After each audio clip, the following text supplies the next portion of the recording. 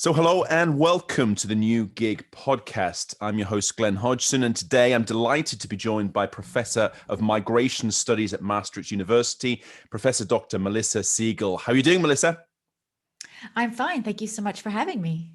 It's my pleasure. And I would like to just kick things off by just hearing a little bit about your background, your studies, and how you got to be sort of looking at the issues of migration and related policy elements. Great, thanks. So I'm a professor of migration studies, as you mentioned, both at Maastricht University and the United Nations University Merit, which is a kind of an agreement and a cooperation in Maastricht between the local university, Maastricht University, and the United Nations. And what's great about that is it actually gives me the opportunity to always wear two hats. So on one side, to do the kind of traditional work of a professor, but on the other side, to be able to do a lot of policy work with governments, international organizations, and also a lot at the UN level. So for me, it's kind of the best of both worlds, being able to also really help to feed into, well, what we hope is evidence-based policymaking.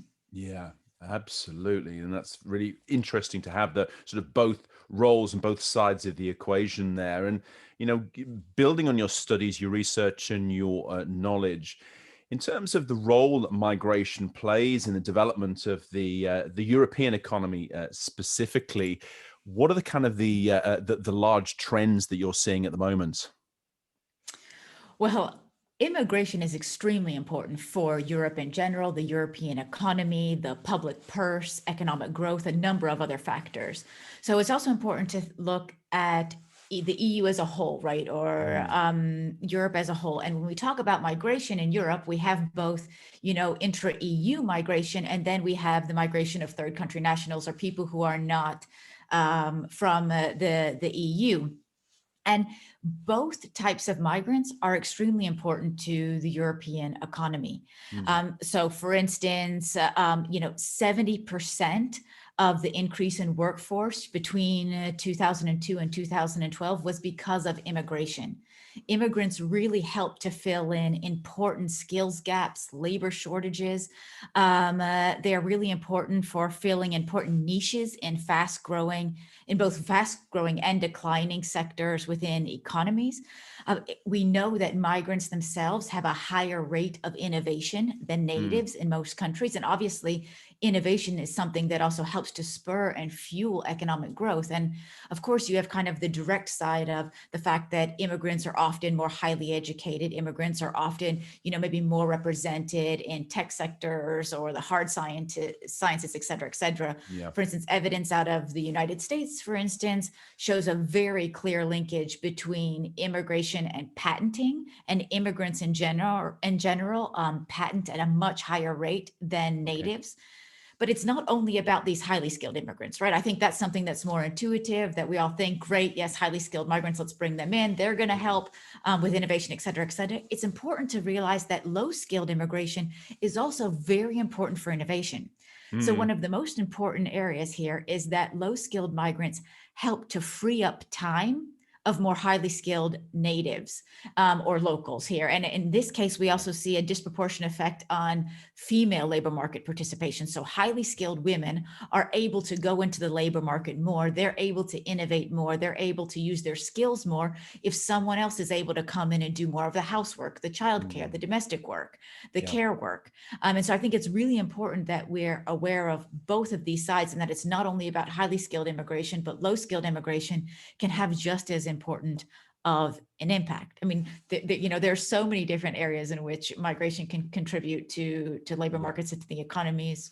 Migrants, for instance, are often having more entrepreneurial skills, or they're opening new businesses or small and medium enterprises at a much higher rate. Also, in many cases, we know that certain groups of immigrants are particularly entrepreneurial. So there's so much there. And when we talk also about the public purse, we know that in general, immigrants pay more into welfare states, particularly in a European context, than they're ever going to get out of it. And of course, here with different skill levels and different wage levels, we can also see different impacts. And here, highly skilled are paying way, way more into the public purse than they're ever getting back out. So this is particularly helpful for European welfare states. Okay, so it's the needing the inputs, both in terms of the talent, the knowledge, the time, but also the financial inputs, and maybe sort of spotting opportunities on the market that maybe the local population don't find. And I think this is really Absolutely. interesting, these angles that you're pushing across here, Melissa, because we're going through a period of time at the moment where the perception of migration and migrants is sort of taking on a kind of a negative tone as well. It is, and this is particularly unfortunate. And we do see this more negative tone also, particularly in Europe now. And we saw this turn even more after the so-called refugee crisis, 2014, 15, 16. We really saw a change in perception of migrants. But it's also hard to talk about Europe as a whole in this regard, because we see quite big differences within the European context from country to country. Some countries seem to be much more open, much more welcoming, much more positive about migrants in general. Countries Okay. like Sweden, for instance, Mm, whereas countries like Greece and Hungary and Italy within Europe have quite negative feelings towards immigrants. And I'm of course discussing this all in very big, broad brushstrokes. There are of a lot course. of caveats to these things, but it is quite different within Europe. One of the unfortunate things also is that in Europe and maybe in some other places, even just the term migrant has somehow gained this kind of negative, dirty connotation, which is highly problematic. So, when someone thinks of a migrant, what do they think about? They're thinking about a low skilled person, maybe an irregular person. They're thinking about someone who's coming through the Mediterranean on boats. They're thinking of someone who's maybe not easily integrated into the country. Mm, And that's all very problematic because that's not the majority of immigrants.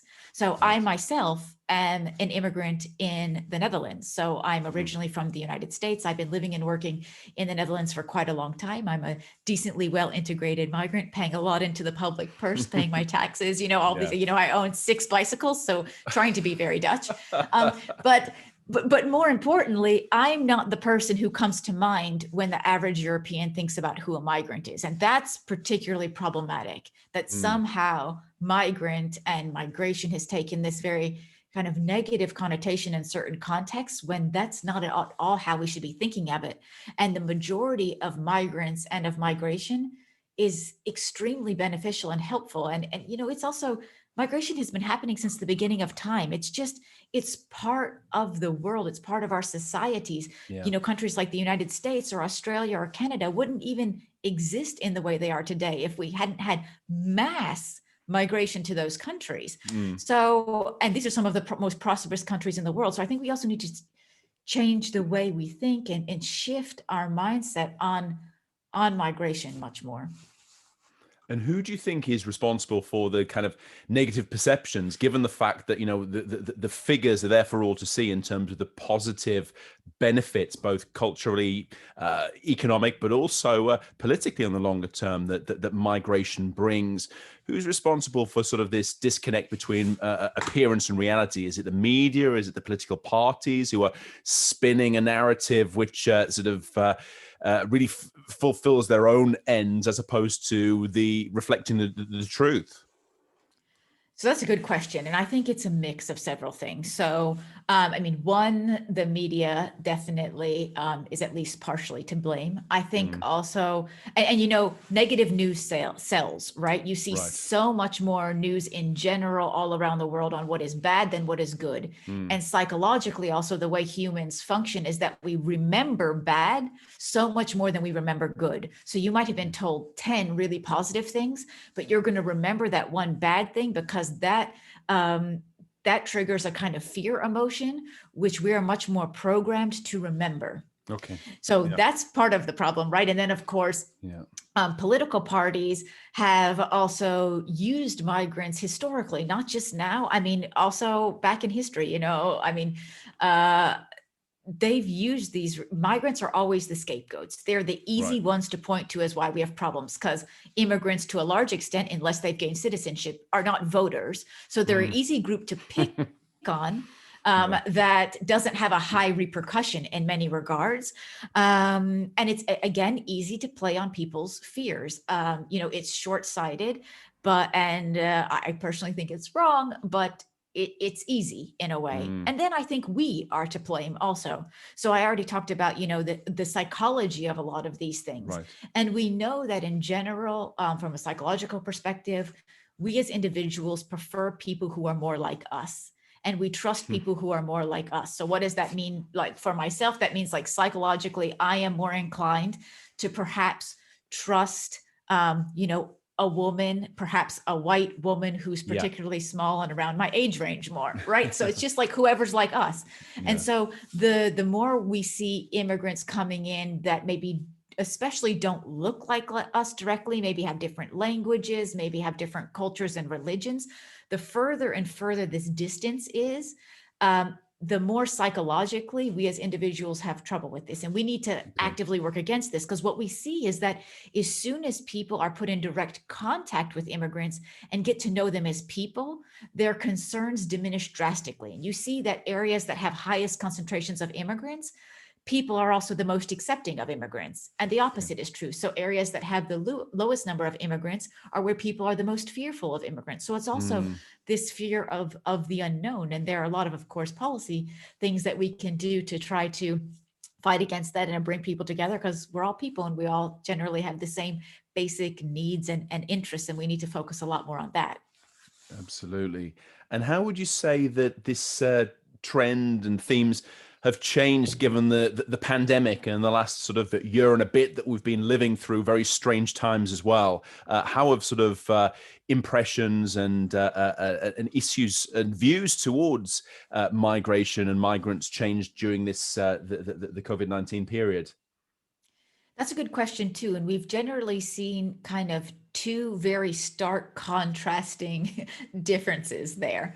So on one hand, during the pandemic, you've seen, immigrants really being praised as being very important frontline workers, important Mm, medical care workers, doctors, nurses, other care workers, really at the front line of the pandemic and really,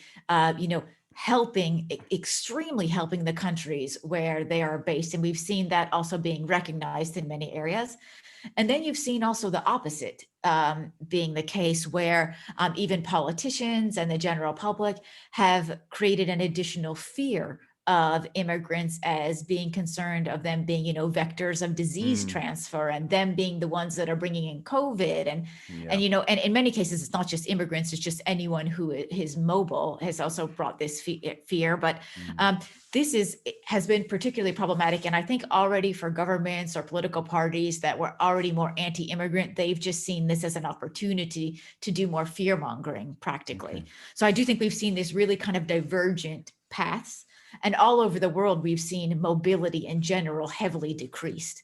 So Yeah. we've seen less movement of people. At the beginning of the pandemic, we saw also a lot of return when that was possible of immigrants back to their countries of origin, because no one knew how long this was going to take, what was going to happen. We saw a lot of border closures, even to their Mm, own citizens. So some yeah. countries were like, you need to get back by this date. Otherwise, you're not coming back until we don't know when. So Mm, we saw both a lot of return. So India, for instance, did one of the largest repatriations in history of Indian workers that were particularly in the Middle East and the Gulf states. And then you saw lots of people also getting stuck. yeah. And in many contexts, migrants have also been, particularly lower skilled labor migrants, have been hit harder by the pandemic from a health perspective than others. Because in places like the Middle East or in other areas, you have a lot of the housing of immigrants, especially in construction or in agriculture. So these kind of lower skilled workers, the housing that's provided for them are very, very small quarters, Okay. often not with great hygiene. And so Yeah. that has meant that they were often even locked into there when lockdowns went on. So that meant Mm, if one person got COVID, the spread was just incredible yeah. through these areas. So they have been definitely, certain groups of immigrants have been disproportionately affected negatively from a health perspective. But immigrants also in general have been affected disproportionately from an economic perspective because of the sectors they're in, because of the less protections that immigrants have from a social protections perspective or a labor perspective in many countries where they are. And Yeah. we've seen that also affect remittances, or the money that migrants are also able to send back to their families in the Mm, countries of origin. And, for 2020, the World Bank estimated a 20% decrease in remittances sent back to developing countries. So that's, of course, highly problematic for money getting to many of the people in the countries that need it most. So it still remains to be seen what kind of rebounds we're going to see, and how that's going to play out in the future. Mm. And the future trends here as well. You know, you said that we need to get our crystal ball out and see what's going to happen in the future, Melissa.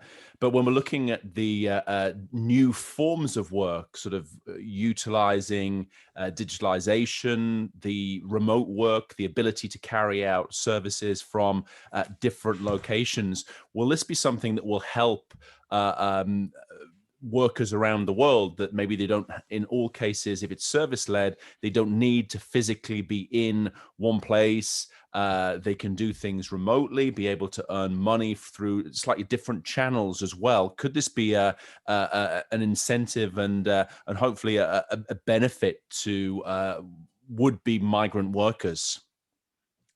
So for highly skilled workers, absolutely. We already see that highly skilled workers have been extremely mobile previously, but they've also been able to do so much of their work, just online, or, video Yeah. conferencing, or whatever. That's not so much of a problem. But in low skilled work, this is more of an issue, especially in service work, in construction work, in Yeah. agricultural work, although we're seeing also agricultural work being more and more mechanized. Mm. But I do think that this kind of technological shift, and particularly this teleworking, is going to have a much greater effect for highly skilled workers than lower skilled workers in coming into the future. Mm. And this is very interesting because, you know, we're seeing the sort of the opportunities being created by digitalization, but at the same time we're seeing an increase in freelancing, short-term Mhm. contracts, maybe less of a social net for workers across the board. But particularly we're seeing that some migrant workers can be on the front line in terms of being impacted by these new forms of work. Yes, no, you're absolutely right in that regard, and you do see that, migrant workers in some cases being more and more of these freelancers. Migrant workers in general often have less protections depending on the country they're going to and the country they are coming from, the sector that they're working in. A sector that is traditionally very underprotected is domestic work, and domestic work is disproportionately also occupied by immigrant workers and Yeah. women on top of that. So you Mm. see that, two already disadvantaged groups are being even more disadvantaged. Yeah. So I think we have to look at all of these things much more separated and disaggregated. For some, they're going to be winners, and others, they're going to be losers. And we need to make sure that we are looking at those who are going to be more vulnerable, and that we also try to bring in some policies that can help to mitigate that. That's excellent, and I think this is great advice. And also, we really sort of value the level of knowledge, experience, and facts and figures that you can bring to bear on this, Melissa. So, thank you very much indeed for your time and sharing your thoughts today. You're very welcome. Thank you for having me. I appreciate it.